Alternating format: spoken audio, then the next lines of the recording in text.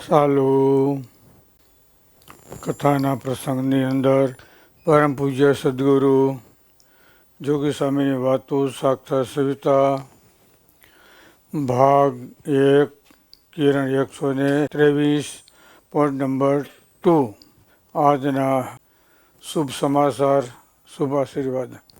ઇન્દ્રિયોની ક્રિયા ઉલટ થાય તો અક્ષી વિદ્યા, અંતઃકરણની ક્રિયા ઉલટ થાય તો બ્રહ્મ વિદ્યા. ઇન્દ્રિયોમાં એક વિષયનું જ્ઞાન છે, અંતઃકરણમાં 4 વિષયનું જ્ઞાન છે.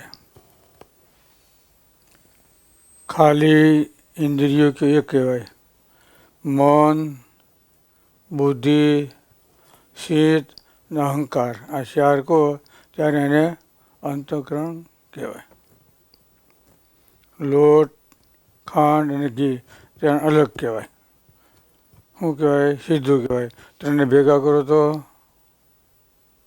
લાડવા કહેવાય. કાચો લોટ હોય ને, ખાંડ ઘી, એ શું કહેવાય? હવેલી સંપ્રદાયમાં કે સીધું કહે ને, હવેલી સંપ્રદાય છે ને એને સીધું કહેવાય. ત્રણેય ભેગા કરો એટલે શું થાય? લાડવા થાય. એમ અક્ષી વિદ્યા અને બ્રહ્મ વિદ્યા. ઇન્દ્રિયો પૂરતો ઉલટ થાય એ અક્ષી વિદ્યા, અને અંતઃકરણની વૃત્તિઓ ઉલટ થાય ત્યારે એને કહેવાય બ્રહ્મ વિદ્યા. એટલે એક એક ઇન્દ્રિય જ્ઞાન દરેકમાં છે, 4 ઇન્દ્રિય જ્ઞાન અંતઃકરણમાં થાય છે. એટલે વિશેષ એમાં જાણપણું કીધું. અંતઃકરણમાં ઇન્દ્રિયમાં જાણપણું છે, ખાલી એના પૂરતું, બીજું નહીં. નેત્ર છે એમાં ખાલી જોવાનું જ્ઞાન, કાનમાં સાંભળવાનું જ્ઞાન, નાસિકામાં જીભમાં બોલવું અને સ્વાદ. 2 જીભ છે ને એમાં 2 જ્ઞાન છે, એક સ્વાદ અને બીજું બોલવાનું. બીજા એકોક છે. જો એટલે એક વિષયનું જ્ઞાન બધામાં છે, પણ 2 વિષયનું જ્ઞાન થાય ને ત્યારે એને કહેવાય બ્રહ્મ વિદ્યા. માણસ સુખને જાણી શકે અને દુઃખને જાણી શકે, પણ સુખ દુઃખ બેને જાણે તો એ મુક્ત કહેવાય. સમજાણું? સુખને જાણે તો પામર, જગત સમજે, અને દુઃખને જાણે તો ભગત. બેને જાણે તો એ મુક્ત કહેવાય. મહારાજે લખ્યું મધ્ય બીજામાં, આ સુખ આટલું જ છે એનું પ્રમાણ કરી રાખે, પછી દુઃખે સહિત એવા સુખ એનો ત્યાગ કરે. કેવો? હું કીધું? સુખવાળું નહીં હો, દુઃખે સહિત એવા વિષયનો ત્યાગ કરે. જો આટલું સુખ આટલું જ છે, પણ આથી વધારે નથી. જો એનું પ્રમાણ અને માપ કરી દે. બહુ સરસ વચનામૃતમાં લખ્યું, બહુ સરસ. મધ્યનું બીજનું. અરે વૃત્તિ આવી પાછી, શ્વેત વૃત્તિ, શ્યામ આવી ને. પૃથ્વી તત્વ હોય ત્યારે શ્યામ, જળ તત્વ હોય ત્યારે શ્વેત, આકાશ તત્વ હોય ત્યારે ઓલું હોય ત્યારે લીલી. પંચભૂતની વટી અને વૃત્તિ નિર્ગુણ થાય ત્યારે ભગવાનને આકારે એ વૃત્તિ થાય છે. વડતાલનું 4થું વચનામૃતમાં લખ્યું. વડતાલનું 4થું વચનામૃત. પૃથ્વી તત્વ પ્રધાન, જળ તત્વ, વાયુ તત્વ અને આકાશ તત્વ, એ પંચભૂતનું મટી જાય અને નિર્ગુણ થાય ત્યારે વૃત્તિ ભગવાન આકારે એ વૃત્તિ થઈ કહેવાય. એને ભગવાનને આકારે. હા, ત્યારે વૃત્તિ એ નિર્ગુણ થઈ. સગુણ અને નિર્ગુણ બે.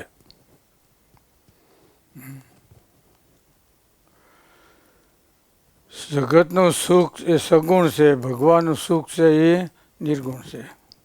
દેવાનંદ સ્વામી કીધું પહેલાં સવિકલ્પ નિશ્ચિત થાય, પછી નિર્વિકલ્પ થાય. ગુણ એને સંગે ક્યાંથી નિર્ગુણ થાય, જેમાં આવ્યા એમાં સમાયા રાજ. પણ સ્વામી બાપાએ સાક્ષાત સવિતામાં લખ્યું પેલો સવિકલ્પ નિશ્ચય અને પછી એ દ્વારા પાછો નિર્વિકલ્પ. પણ સવિકલ્પ પીડ્યું રહેવાનું નહીં, આમ ચોખ્ખું લખ્યું. હો, પણ એમાં નહીં પીડ્યું રહેવાનું. પહેલાં ભીનું આવે પછી પાણી આવે. એમ પહેલાં સાધુ દેખાય અને પછી ભગવાન દેખાય. હા, સાધુ દ્વારા ભગવાનનો નિશ્ચિત થાય. ઓળખાણ ભેટાડે કોણ? બસ ભગવાનને ભેટાડે કોણ? સત્પુરુષ સાધુ. હરિ સંગાથે હાથે વાળો કીધો, ભૌમાનંદ કે જન્મ સુફળ કરી દીધો. પેલા સાધુ મળે અને એ દ્વારા એને મળે. જેને જેને મળ્યા. જો વાલ્યને કોણ મળ્યું? નારદજી. હા, તુલસીદાસને કોણ મળ્યું? હનુમાનજી. પહેલા ભૂત મળ્યો. સ્વામીએ લખ્યું પહેલા ભૂત દ્વારા તુલસીદાસને એનો સંબંધ થયો. તે પછી હનુમાનજી અને હનુમાનજી પછી રામ બતાવ્યા. સીધા ન મળ્યા. અને સીધા મળે ને તો પછી કિંમત ના થાય, થોડી મહેનત પડવી જોઈએ. સ્વામીએ લખ્યું ને દાખલો કરી અને ઘર મળ્યું ને મૂક્યું હોય એને ખબર પડે કેટલે દાખલે સંસાર છૂટે. હા, તપ કરવું પડે. હા, જેને છોડ્યું હોય ને એને ખબર પડે, બાકી હેલાઈ છૂટી ગયો છે એને તો કંઈ ખબર ન પડે. સાધુ થવું છે, હા તો ઉપર જવા દો, તો તમારું કામ નથી. હા, કેવજી જોયું? દુઃખથી જે વસ્તુ મળી હોય એ વસ્તુની આપણને કિંમત થાય. એમ સ્વામી કહેતા આપણા વડવાઓએ, હરિભક્તોએ, સાધુએ કેટલું દુઃખ સહન કરી અને આ સત્સંગ રાખ્યો છે. તો એ આપણે આંબાની કેરી ખાઈએ છીએ 212. મુક્તનાથ દાખલો એનો છે અને ફળ આપણે ખાવાના. જો એ વાવી ગયા. કેવા કેવા અપમાન સહન કર્યા, કેવા દુઃખ સહન કર્યા, કેટલા તિરસ્કાર. જો સ્વામી કે સંતો કહેતા ગામમાં ઘરો જતા નહીં. જો માર ખાવો પોતા અપમાન. અને એક ભગવાનને ખાતર ગોમતીજી ગાળતા અને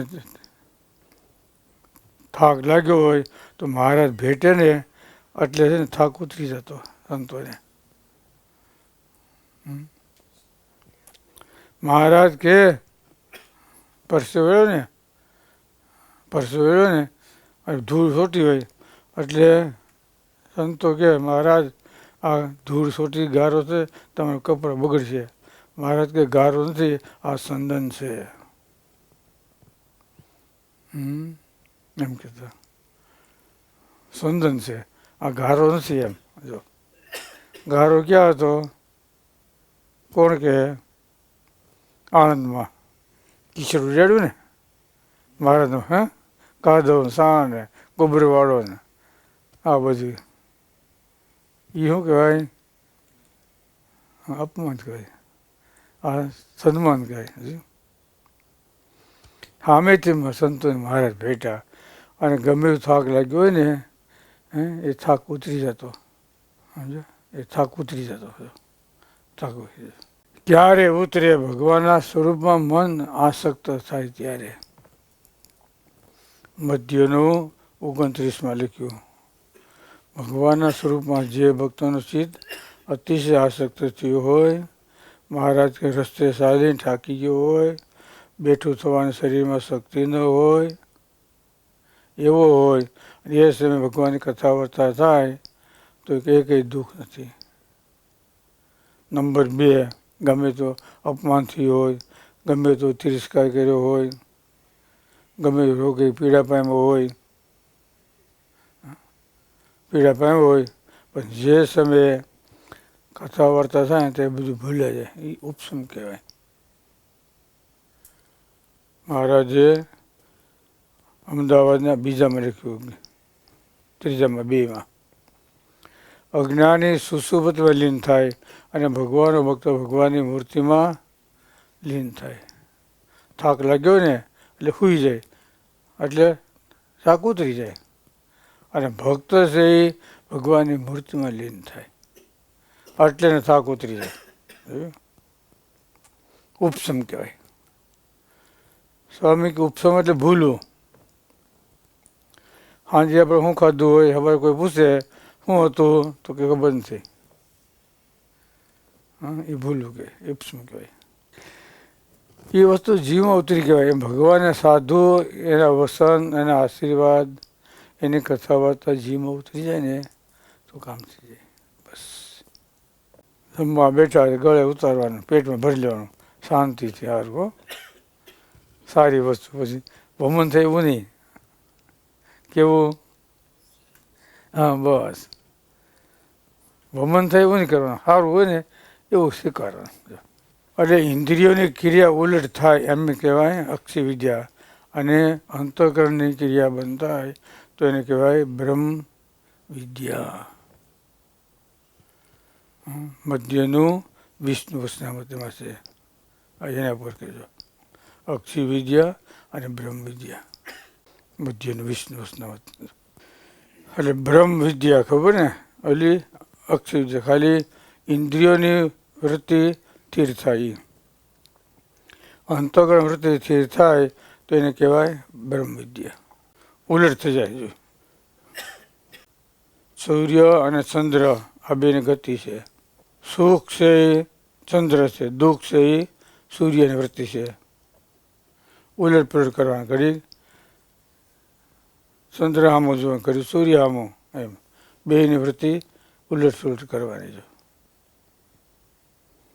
એટલે બેને જોવાના, આમાં કેટલું દુઃખ છે, આમાં કેટલું સુખ છે. આ બે વસ્તુ છે એને ધ્યાનમાં રાખવાની. બે વસ્તુ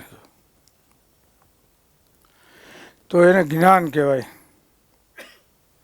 ઓલું ખાલી એક સાંખ ને યોગ કહેવાય. બે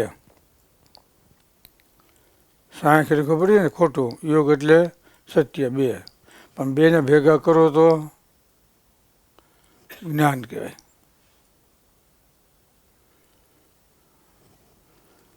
જગતના પદાર્થમાં કેટલું દુઃખ છે એને જુએ, અને ભગવાનની મૂર્તિમાં શું સુખ છે એના ઉપર વિભાગ પાડી દે. આ કરવાથી એટલું સુખ થાય, આ કરવાથી એટલું આપણને તકલીફ પડશે. તકલીફમાં ખબર પડે ને કે નહીં? દુઃખનો શબ્દ નહીં વાપરતો, નવીન મૂકવાના આપણે તકલીફમાં. હાથના કિરમય હોતા, સમજે ને, ઉલટ વૃત્તિ કરવાની. તો એને માટે સુખી, શાંતિ અને અનુભવ પૂરો થાય. બોલું સહેજાન.